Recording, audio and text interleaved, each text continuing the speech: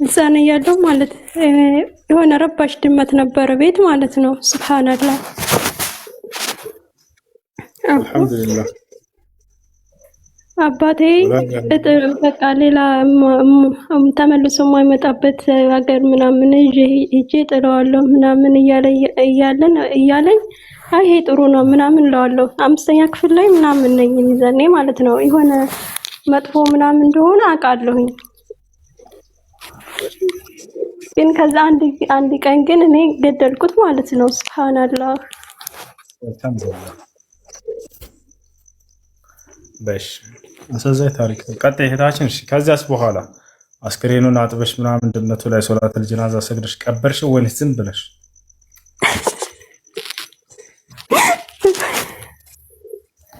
በአላህ አሁን አላህ ምን ይለኛል? አላህ ጀሃነም ያስገባኛል ይምረኛል። አውቀሽ ነው የገደልሽው ድመቱን? እኔ ተናደርኩኝ፣ መታወት ሞተብኝ። እሺ ወደ አላህ ተውበት አድርጊ። ተናድጃለሁ ብላችሁ እንስሳቶችን መጉዳት ተገቢ አይደለም።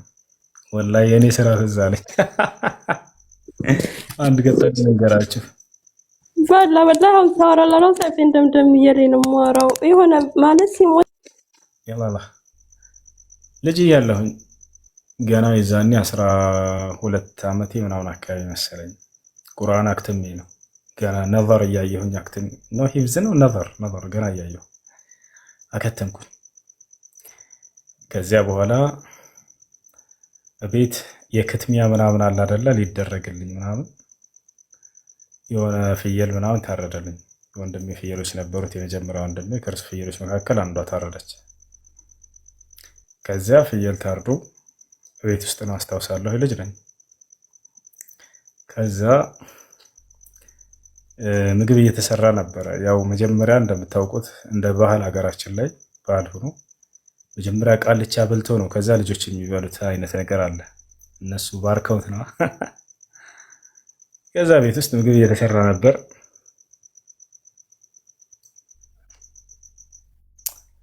ልንገራሽ። ከዛ በኋላ ስጋ ነበርና እናቴን ስጋ አስጨይላታለሁ። አይ መጀመሪያ ቃልቾቹ በልተው ከዚያ በኋላ ነው ልጆች የምትበሉት ምናምን ትለኛለች።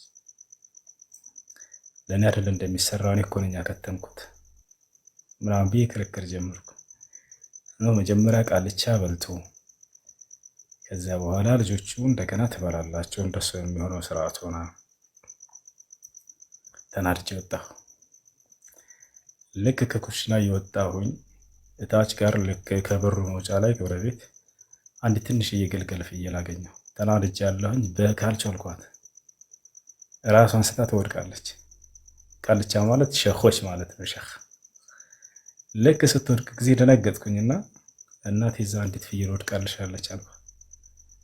ከዛ ምን ሆና ነው ምናምን በላ ሌላ ሰው ተጠራ፣ ታረደች። እሷ እስካሁን ድረስ ማንም አያውቅም። እና ይሄን ደረሰው እና ሰማ ተዛለች። እኔ እገላታለሁ ብዬ አስቤ አልነበርም፣ ተናድጄ ነበር። እና ህፃን እያለ ልጅ እያለሁ ነው ይሄን ያደረግኩት። ማንኛውም እንስሳቶች ክብር አላቸው በኢስላም። ያለምንም ምክንያት ሰው ቢገላቸው ወይንም አዛብ ያደርጋቸው ያስጠይቃል። ነቢያችን ሰለላሁ ዐለይሂ ወሰለም ሐዲስ ላይ ሲናገሩ መን ቀተለ ዑስፉረን ቢገይሪ ሐቅ ሰአለሁ ላሁ የውመል ቂያማ አሉ። ወፍንም ብትሆን እንኳን አላግባብ የገደለ ሰው አላህ የትንሣኤ ቀን ይጠይቀዋል ብለው ተናግረዋል። ኢስላም ለሰው ልጅ ብቻ ሳይሆን ለእንስሳትም ክብር የሰጠም ሃይማኖት ነው። በጣም ደስ የሚል በቃ ነፍስ በጣም ትልቅ ቦታ ሰጥቷል። ለምን እንስሳት አይሆንም?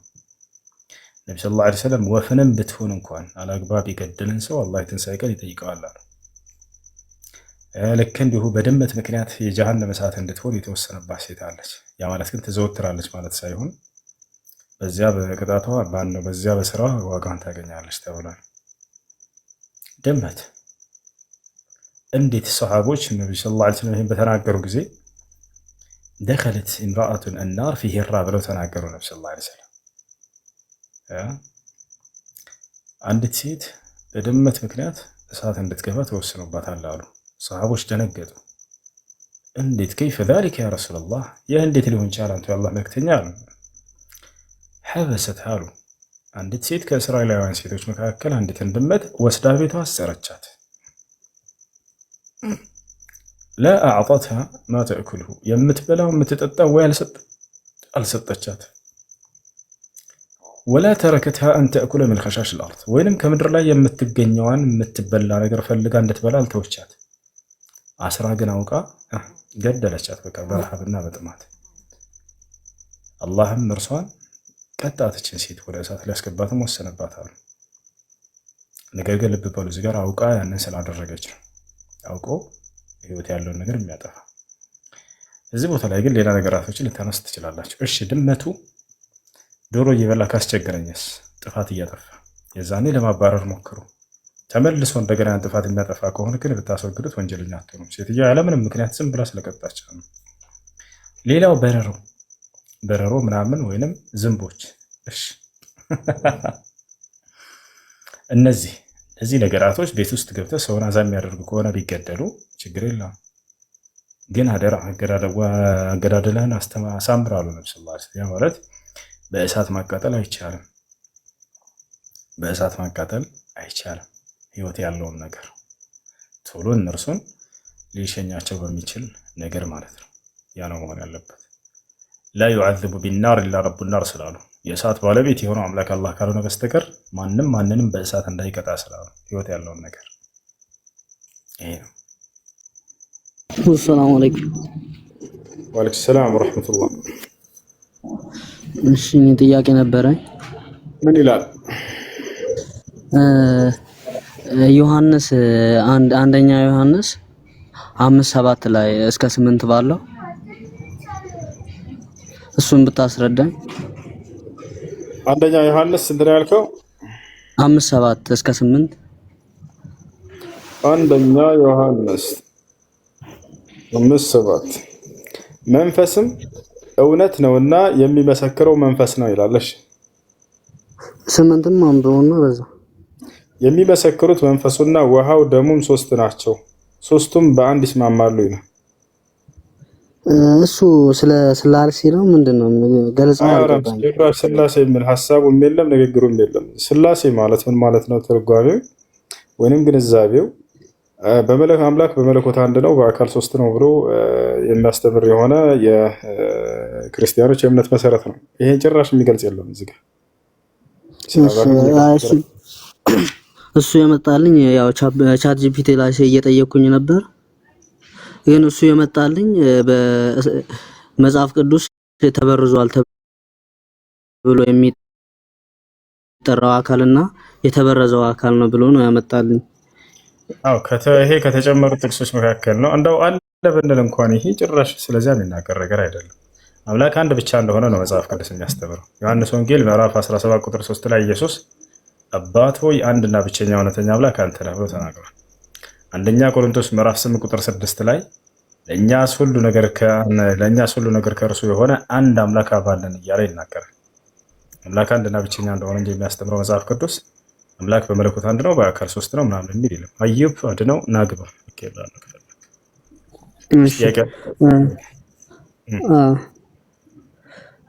አሁን እኔ ያገኘሁት በፊት ያለው መጽሐፍ ላይ አሁን በፊት ያለው መጽሐፍ ላይ ይሄኛው ቃል የለም ይላል። የበፊት የተባለው የትኛው ነው? አሁንስ አለ ወይ የበፊት የተባለው መጽሐፍ?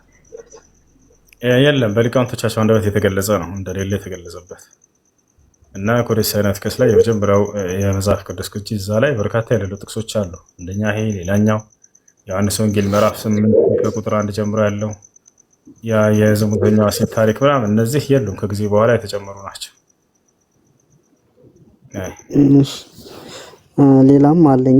ያው ይሄ ስለ እስላማዊ ነው። ማርቆስ ምዕራፍ 16 ከቁጥር 8 ጀምሮ ይሄ ክርስቶስ ተነሳ ለመግደላዊት ማርያም ታየ ምናምን የሚለው ሁሉ እንዳለ ከጊዜ በኋላ ሰዎች የጨምሯቸው ናቸው። የለም መጀመሪያ። እሺ የኛው ስለ እስላማዊ ነው። እንትን ጁምአ ያው እኛ ሰለምቴ ነው፣ አባቴ እኔም ሰለምቴ ነኝ።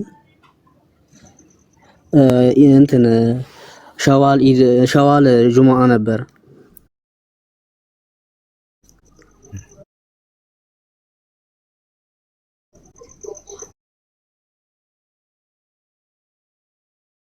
ከዛን ኢድ ነው ምናምን ስደውልለት ያው እኔ በዓሎችን ጠብቄ ምናምን ታከብራለህ ወይ ምናምን እለዋለሁ። ከዛን ጁምዓም ኢድ ነው ምናምን ሲባል ሰምቼ አይቻልም እኮ ሲሉኝ ደውዬለት ነበር። ከዛን ጁምዓ ነውም የሸዋልም ኢድ ነው ሲለኝ የሸዋል ኢድ የሚባል ነገር የለም ሲለኝ ጊዜ እሺ በቃ የሸዋል ኢድ የሚባል ነገር የለም ስለው ጊዜ የጁምዓም ኢድ ነው ምናምን አለኝ። ጁምዓ እንደ ኢድ ይቆጠራል? አመታዊ ዒድ ወይንም ሳምንታዊ የደስታ ጊዜ ችግር የለውም። እሱ አመታዊ ክብረ በዓል ወይንም አመታዊ ዒድ ነው፣ ግን ከሁለት በላይ አይደለም። ነገር ግን የሸዋል ዒድ የሚባል ነገር በፍጹም ነብዩ ሰለላሁ ዐለይሂ ወሰለም አላስተማሩም። ይህ ነው አመታዊ ማነው ሳምንታዊ ዒድ ጁምዓ ትክክል ነው። ነገር ግን አመታዊ ዒድ ሁለት ብቻ ነው፣ ዒድ አልፍጥር እና ዒድ አልአድሓ። ይህን ነብዩ ሰለላሁ ዐለይሂ ወሰለም ቃል በቃል ተናግረዋል ሐዲስ ላይ ኢነ ሊኩሊ ኡመትን ዒዳ ወሃዛ ዒዱና አሉ። ያዕኒ ቢዛሊከ ዒድ አልፍጥር ወዒድ አልአድሓ። ለእያንዳንዱ ትውልድ የራሱ የሆነ አመታዊ ክብረ በዓል ተሰጥቷል። እነርሱም ሁለት ናቸው። እነርሱም ዒድ አልፍጥርና ዒድ አልአድሓ ናቸው ብለው ነብዩ ሰለላሁ ዐለይሂ ወሰለም ተናግረዋል። ስለዚህ አመታዊ ክብረ በዓል ከተባለ ሁለት ብቻ ነው፣ ሶስተኛ የለም። ሳምንታዊ ከተባለ ግን ጁምዓ ሳምንታዊ ዒድ የደስታ ጊዜ ማሳለፊያ እንደሆነ ነብዩ ሰለላሁ ዐለይሂ ወሰለም ተናግረዋል። እሺ ሰላም አለይኩም። ሳልጨረስኩም እሺ አሁን እኛ በፊት ያው አሰላለማችን ያው ሱና ተከታዮች ነው ከነሱ ጋር እጅ ነው ሰለምኩት። ግን አባቴ ያው ከጫጥቃሚ ምናምን ስለሚውል ከነሱ ነው ሰለመው። አሁን አልሐምዱሊላህ ያው በትንሹም ቢሆን መንገድን እየያዝን ነው። አሁን ከነሱ መስለሙ ችግር አለው? ችግር የለም። እንትን በትክክል ሻሃዳ ይዞ ከሆነ ችግር የለውም። እነርሱ በራሳቸው ኃጢአት ይጠይቃሉ። በትክክል ሻሃዳውን ይዞ ከሆነ በቂ ነው፣ እሱ ችግር የለም። እሺ በቃ ትንሽ ያ ስለ መንደርተኞች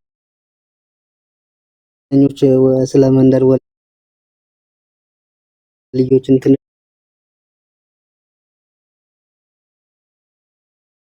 ላውራውስ እዚህ ያው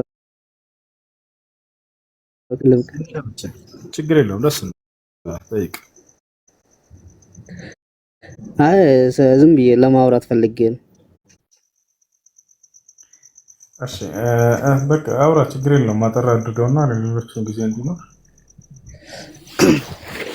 እሺ ያው እኛ አካባቢ ያው ዱዓ ያደርጋሉ ምናምን ይመጣሉ። ያው አባቴ እናቴ ከሞተች በኋላ አግብተዋል። የሰለምነውም እናቴ ከሞተች በኋላ ነው። የሰለመበት ሰዎች ደግሞ ይመጡ ነበር። ጫት ቃሚ ናቸው ምናምን ይመጣሉ ዱዓ እናደርጋለን ብለው። ከዛን አባቴን በዛ መካከል አገባ። ካገባ በኋላ ደግሞ ሴትዮዋ ልጅ መውለድ አልቻለችም። ከዛን እነሱ ዱዓ እናደርጋለን ብለው ብቻ ጫት ያስመጣሉ። ብቻ መሟላት ያለበት ነገር ሁሉ ያስሞላሉ። ከዛን አባቴ ለሴትዮዋ ልጅ እንድትወልድ ምናምን ለሴትዮዋ ልጅ እንድትወልድ ምናምን ከዛን አብረው የሚቆሙ ሰውዬ ታሪክ መንገር ጀመረ። እኔ የሆነች ሴትዮዋ ዱዓ አድርጌላት ልክ እንደ በጎች ምናምን ከኋላ ይጃት ምናምን ያው በጎች ምን እንደሚሉ ታውቃለህ? ልክ እንደ በጎች ምናምን ብዬ ልጅ የወለደች ምናምን አለ ብሎ እዛ አባቴ ፊት ለፊት እሷን እያሻሻት ምናምን። ይሄ እንደዚህ እንዴት ይታያል በእስልምና ለማለት ፈልጌ ነው። እሺ ተረቴም መልሶ አፌን በራባብሱ የሚለው እንዳትረሳሽ። እሺ ጥያቄ ያለ ሰው ይቀጥላል። አለይኩም ሰላም ወራህመቱላሂ ወበረካቱ። ሁለት ጥያቄ አለኝ። እሺ ጥያቄሽ ምንድን ነው?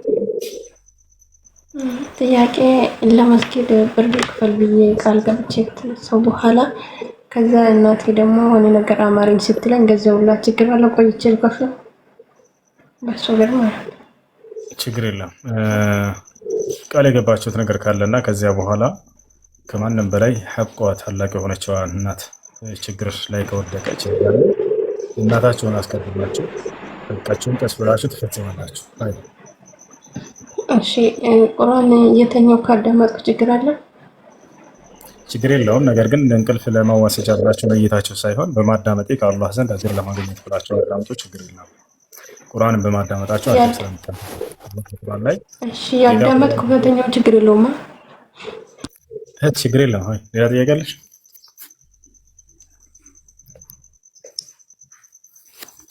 ሰላም አለይኩም። ሰላም ሁለት ጥያቄ አለኝ። ሁለት ብቻ? ሶስት አድርገዋለሁ። እሺ መረቅት ነው። ኦኬ ጥያቄ ማለት ዑምራ ማለት ነው። ዑምራና ሀጂ ካዕባውን 7 ጊዜ ይዙረን ከዛም በኋላ መጨረሻ ላይ የሁለት ረካዓ ሰላት ይሰገዳል አይደል? እዛኔ ሰላት ይሰገዳል። ሁለት ይሁን ምን ይሁን አላውቅም፣ ብቻ ከዛ እንነካካለን ምናምን ኦዶ የለንም፣ ሰላት እንሰግዳለን። እንዴት ይታያል? እሺ አስበሽ አይደለም እዛኔ ጠዋፍ ስታደርጉ ጊዜ ካዕባን መንካት የሚባለው ልክ ለምሳሌ ገበያ ላይ የሄድሽ በገበያ ላይ ያለፋችሁ እያላችሁ ሳታስቡት አጅነቢ ባዕድ ሰዎች ሊነኳችሁ ይችላሉ። ሱቅ ላይ እየሸጣችሁ ለምሳሌ ሱቅ ላይ ዕቃ እየሸጣችሁ እያላችሁ ገንዘብ ስትሰጡና ስትቀበሉ ጊዜ ያ ባዕድ ወንድ ሳታስቡት እጃችሁን ሊነካ ይችላል። ታክሲ ላይ ስትሄዱና ስትወርዱ ልትነካኩ ትችላላችሁ። ይሄ ኡዱን አያጠፋም። ከብልት ላይ የዘር ፈሳሽ እስካልፈሰሰ ድረስ ኡዱ አያጠፋም። ኦኬ